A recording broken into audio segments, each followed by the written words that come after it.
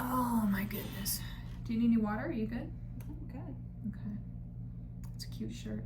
Do you love it? My friend made it for me. She has a podcast. You should subscribe. Absolutely. It's cheap. It is like we will pay you, in fact. You want a free membership? Exactly.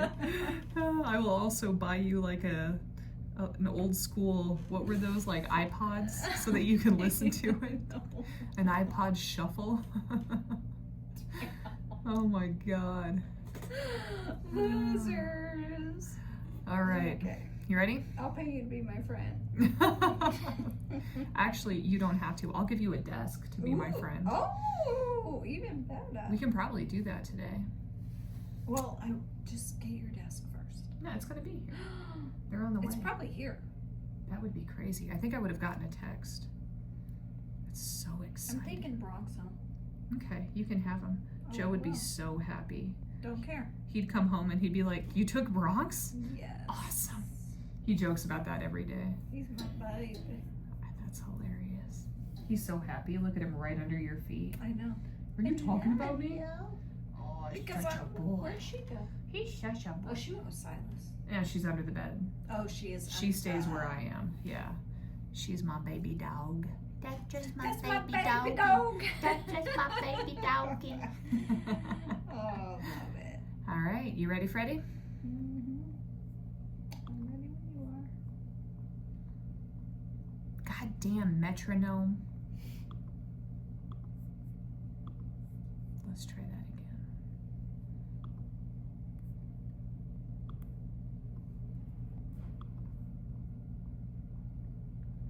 All right, welcome back. You're listening to Softcore Detachment, the podcast where soft hearts grow sharp boundaries and healing gets gloriously unhinged. I'm your host, Catalina, recovering perfectionist, certified chaos gremlin, and Softcore CEO of Emotional Detachment. With me is Jonnie, producer, partner in crime, defender of boundaries, and professional glow-up baddie. And I am her, and she is me. All right, let's get messy. Girl.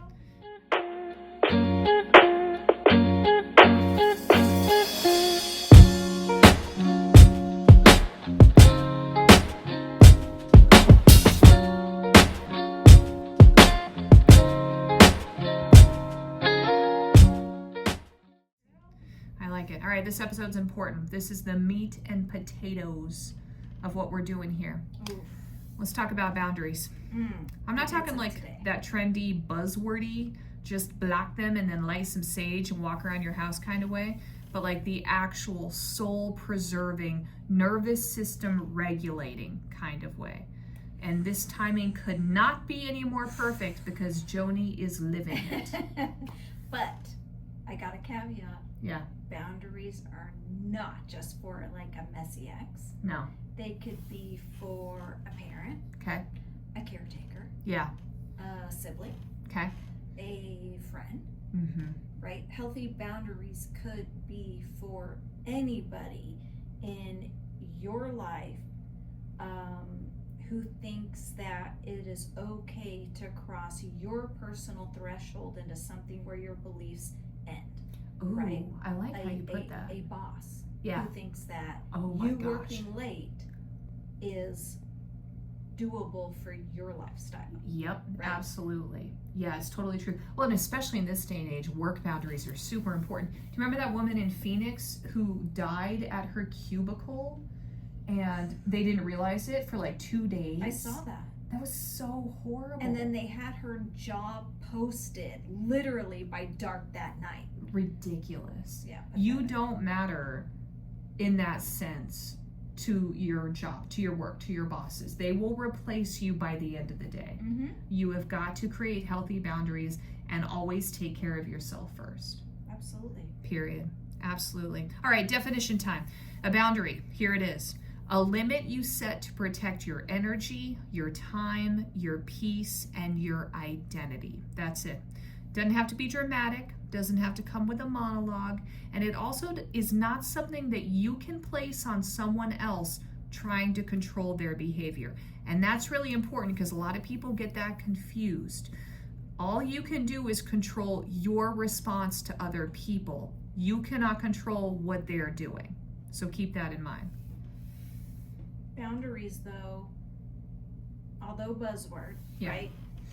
You gotta be conscious of your background. Yeah. And if you're anything like me, boundaries and establishing boundaries and enforcing them can be really, really uncomfortable. The way I was raised to perform with love. Mm.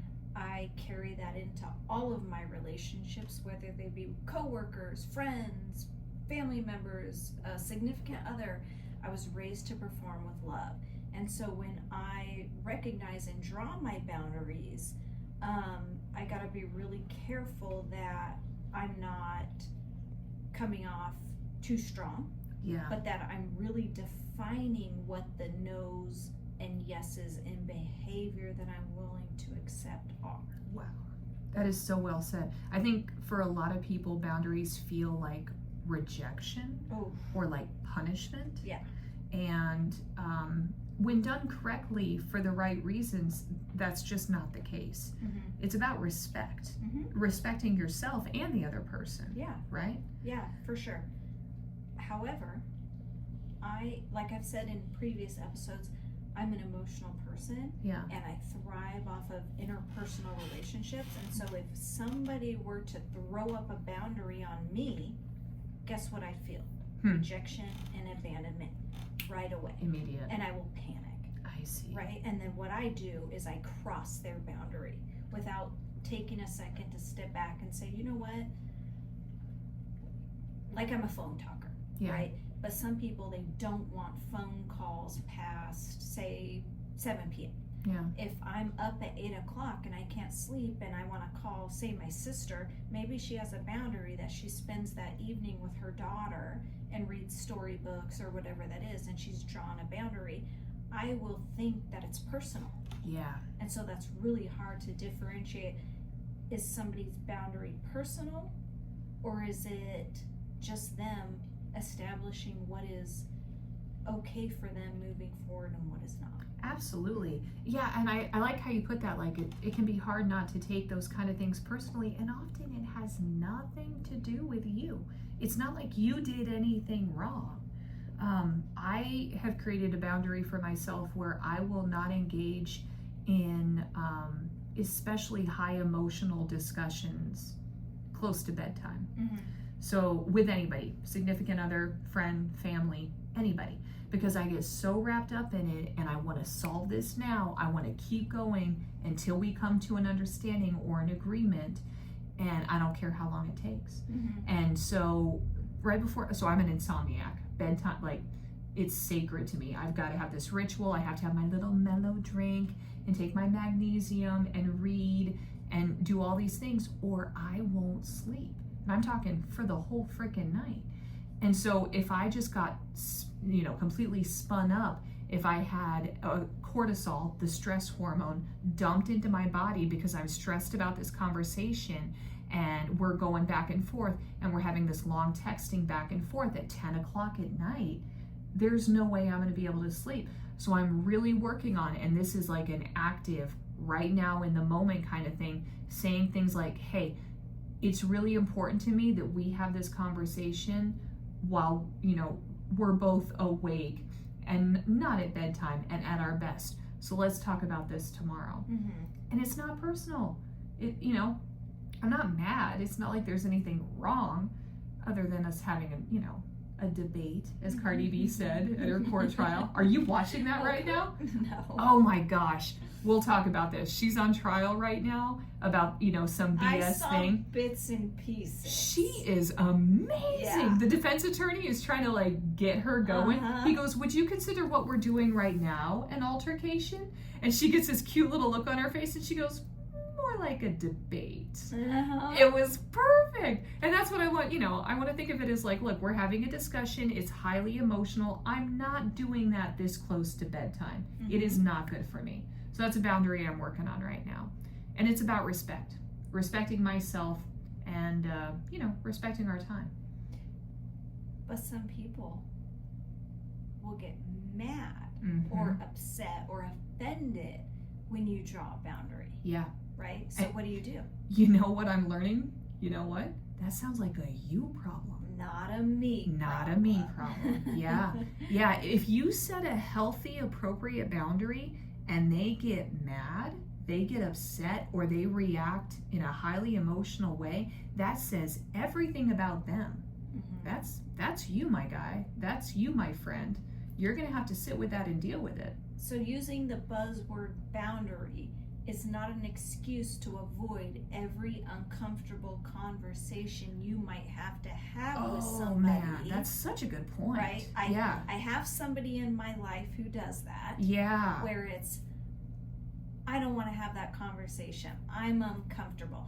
This could be my boundary, where it's like, I don't know. You're using the buzzword a little too freely that's here. Not how this works.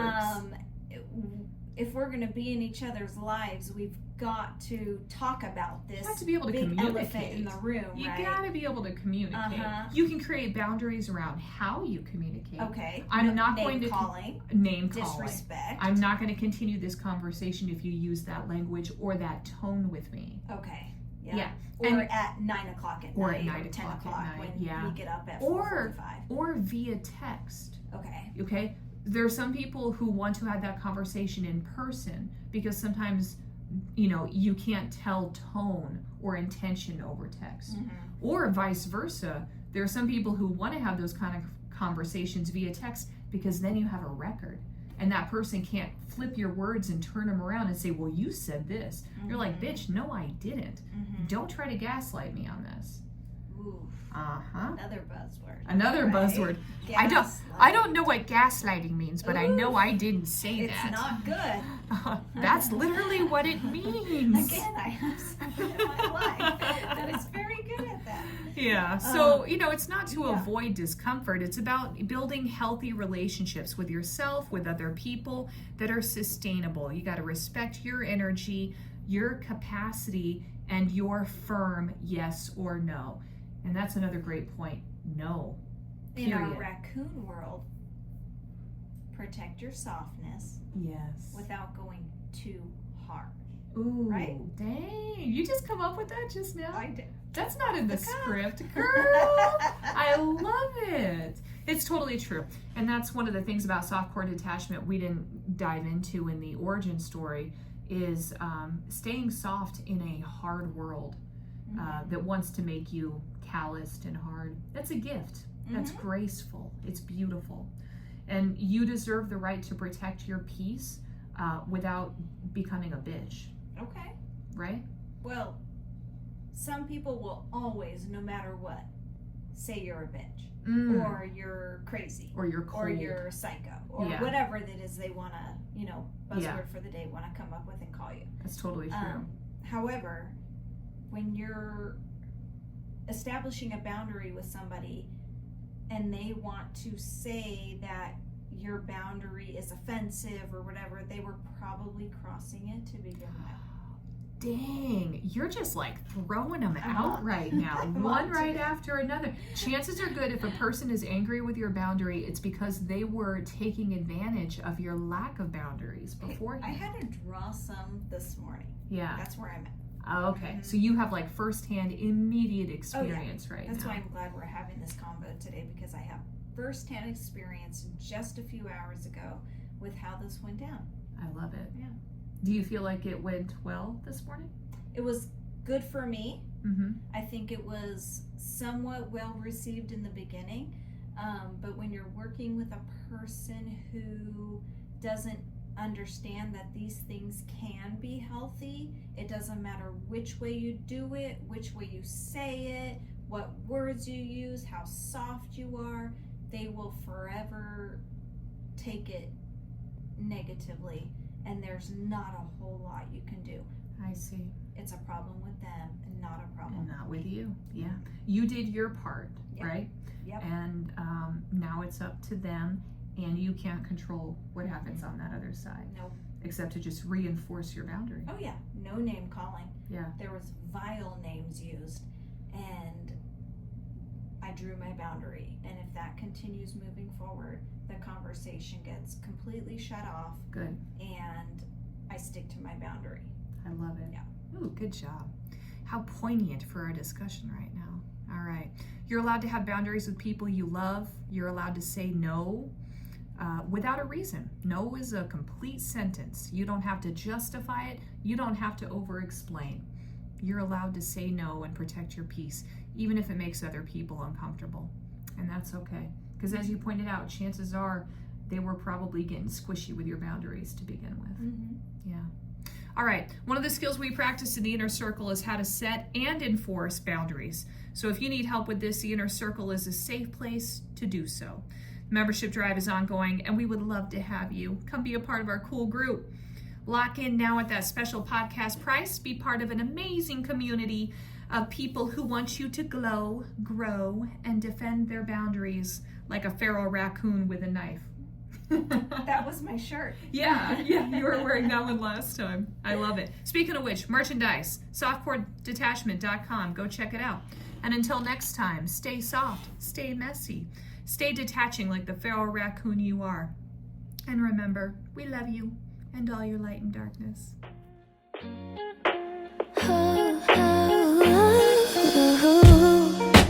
Thought that I would be a bit at peace by now. Yeah, you're lying in the shadows of my room. Oh, always heard your voice, I forget the sound now. You're awfully quiet